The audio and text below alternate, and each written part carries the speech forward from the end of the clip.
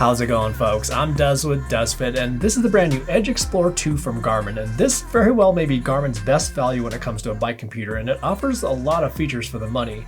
It may not have some of the more advanced training and performance feedback features of their higher-end devices, but if you're looking for a dependable, easy-to-use bike computer with an altimeter, extremely good navigation capabilities, as well as a touchscreen, I think this thing's worth a look. So with the Edge Explore 2, you can see that they split the difference in terms of size compared to their top-end Edge 1040 and their Edge 830, and the Explore 2 has a full-color 3-inch display with 240 by 400 pixels. And similar to both the Edge 830 as well as the Edge 1040 and 1030 series, the Edge Explore 2 also has a touchscreen. And what I found great about the touchscreen with the Edge Explore 2 is that it is super responsive, where swipes and taps were incredibly predictable and it just worked great. It's kind of a joy to use, actually. Another thing new with the Edge Explore 2, and this is something that just came out with the Edge 1040 as well, is that the Explore 2 uses USB-C charging, which is super nice to see. And the advertised battery life is up to 16 hours for recording an outdoor activity, and then you can get up to 24 hours with some battery saver modes. But they also have a power bundle option with the Edge Explore 2, and with this bundle, it also comes with Garmin's new Edge Power Mount. So you may already be familiar with Garmin's charging pack that can be used to extend the power of your Edge 530, 830, 1030, or 1040, and it's nice and all for sure, but with this new Edge Power Mount,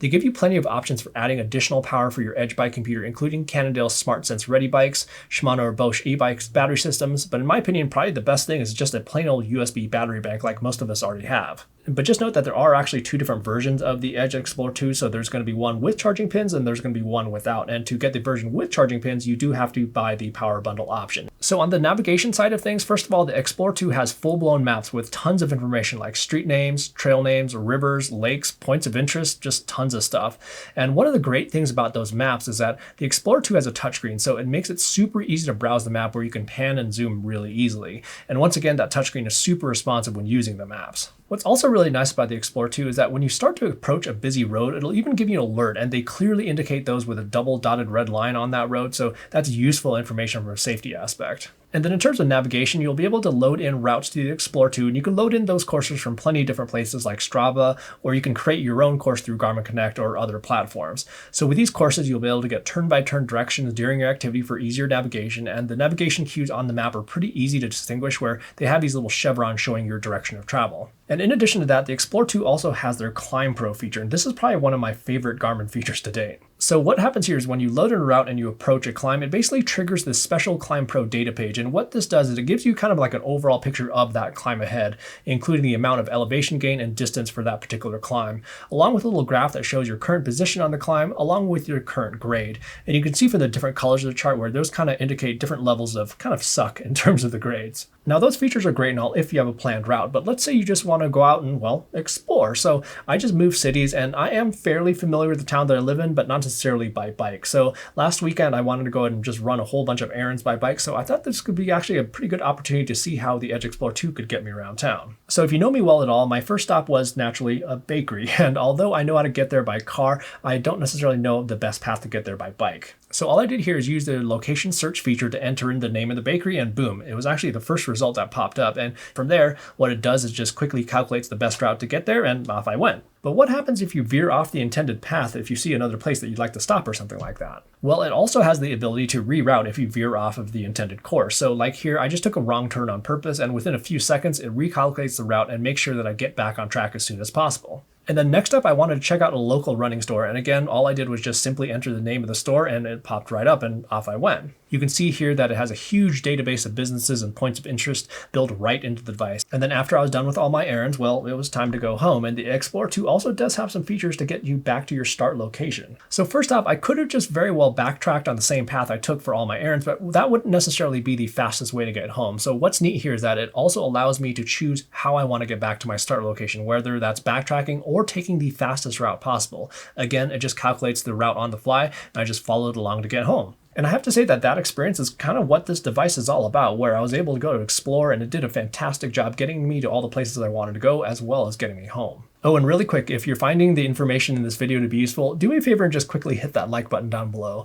It's a small little thing that'll help this video and the channel quite a bit, and I appreciate it. And then other than navigation features, the Explore 2 also has specific e-bike features when you pair it with compatible e-bike, where it has dedicated status screens showing both battery life as well as giving navigation guidance based on your remaining battery life. That's pretty cool. And then for safety features, the Explore 2 can pair with Garmin's Vario radar and lights, where these will be able to give you alerts of vehicles coming up behind you and also give you just kind of a general indication of the proximity of each car with little alerts on the screen. The Explore 2 also comes with a feature called Group Track. So this is a feature where if friends or family also have compatible Garmin devices that have this feature, you'll actually be able to see their location on the map. But just note that everyone will have to have their smartphone with them because these devices don't have cellular capabilities on their own. There's also a feature called Instant Detection. So what this feature does is it'll attempt to automatically detect if you've been in something like an accident. And what it's looking for is when you've been moving but suddenly come to a complete stop and stop moving. It shouldn't necessarily trigger by just like coming to a stop at a stoplight or something like that, but it should trigger if there's a sudden impact. Another thing that I thought was kind of a nice touch is that they do include 2 mounts for the bike computer. So you can have these mounts on both, let's say, your commuter bike and then maybe another bike like your gravel bike or a mountain bike. And then in terms of external sensors, like I was mentioning before, the Explore 2 can pair with Vario radar and lights, but in addition to that, it can also pair to heart rate sensors like Garmin's new HRM Pro Plus heart rate sensor, which also came out today.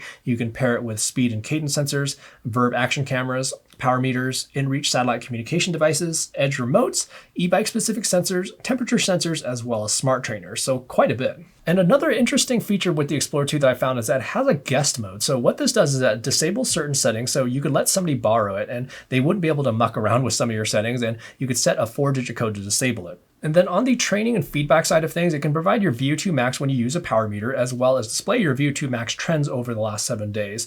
It can also estimate your recovery time from your last workout or ride. It can also provide you with your fitness age, which is basically an easier way of assessing your fitness level versus VO2 max. And it also can provide you with your intensity minutes, which are minutes spent doing vigorous activity at higher heart rates. And then in terms of what the Explore 2 doesn't have, well, it's mainly on the training and performance side of things. So when you compare it with their higher end Edge 1040, well, it doesn't come with some of those training and feedback features like your training status, FTP, training load focus, or cycling ability. And yes, those features can be beneficial from a training and performance feedback side of things, but it's kind of up to you whether you can utilize those features or not. And in addition, the Explore 2 does have their new multi-GNSS satellite systems mode where it can choose between different satellite systems for the best accuracy, but it doesn't come with their new dual band multi-GNSS mode. So basically with the dual band multi-GNSS satellite systems mode, which comes with their higher end Edge 1040, what this does is that it can leverage satellite systems in 2 different frequencies at one time. And where this can be especially useful is in places where satellite systems can get a little bit wonky, like if there's a lot of tree cover, canyons, or around tall buildings. But even so, the Explore 2 is plenty accurate, and I had no issues with it whatsoever. Sure, that multi-band satellite systems mode can become in handy in very certain situations, but for all intents and purposes, the Explore 2 just does a great job in terms of accuracy. Another thing that doesn't come with the Explore 2, and you may or may not miss this, is the ability to set up custom ride profiles. So with the Edge 1040, 1030, 830, and 530, you can add custom ride profiles where you can have stuff set up for a specific type of activity. So you can have everything from their built-in road, mountain bike, and gravel profiles, but you could also add, let's say, a downhill or enduro profile. And with the Explore 2, it has 3 built-in profiles for common types of riding: a road profile, an indoor ride profile, and an off-road profile. But even so, you still can go into each profile and customize data pages and such to your liking, so no worries there. Oh, and then related to that, I almost forgot to mention that just like the new Edge 1040, you will be able to customize lots of different settings directly from the Garmin Connect app, which is what they call their real-time settings sync. And here's the one more thing. The Edge Explorer 2, it runs $299, which is $100 cheaper than their Edge 830 at full asking price, where this device also has a touchscreen and it also has maps. So again, if you're not necessarily looking for those more advanced training performance feedback features, but want a really solid bike computer with plenty of navigation features, this one is worth a look. Anyhow, that's everything new with Garmin's new Edge Explorer 2 bike computer. And if you have any questions about anything I didn't cover in this video, make sure to leave those in the comments section down below. And on your way down there, if you found the information in this video to be useful, do me a favor and just quickly hit that like button, and also subscribing to the channel for plenty more sports tech videos that are around the corner. Thanks so much for watching, and we will see you in the next video.